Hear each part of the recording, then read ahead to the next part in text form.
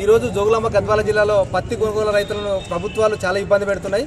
మరి రైతులు పత్తిని తీసుకొచ్చి జిన్నింగ్ మిల్లుకి తీసుకొస్తే ఈరోజు కొనమని బోర్డులు పెట్టడం ఇది దుర్మార్గం. మరి అటువంటిప్పుడు కొనప్పుడు ముందే వాళ్ళకి 2-3 రోజుల ముందే సమాచారం ఇవ్వాలి. వాళ్ళు స్టార్ట్ బుక్ చేసుకొని వారం రోజులు అయ్యింది. ఇవాళ కిరాయిలు పెట్టుకొని ఇవాళ ట్రాక్టర్లకి బొలర్లకు పత్తి తీసుకొచ్చి మరి జిన్నింగ్ మిల్కి పోతే అక్కడ ఈరోజు మేము కొనమని జిన్నింగ్ మిల్కి సంబంధించినటువంటి వాళ్ళు చెప్పడం ఇది దుర్మార్గం.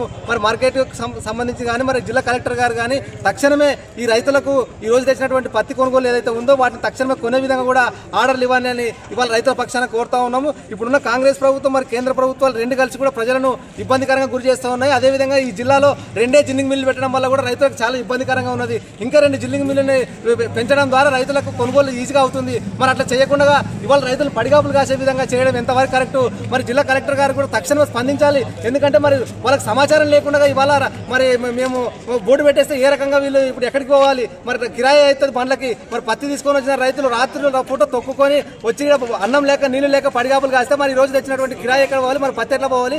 మరి అదేవిధంగా నడి రోడ్డు పైకి రావడం వల్ల తేమ శాతం కూడా పెరగడం వల్ల మళ్ళీ కొనుక్కునే పరిస్థితి లేదు.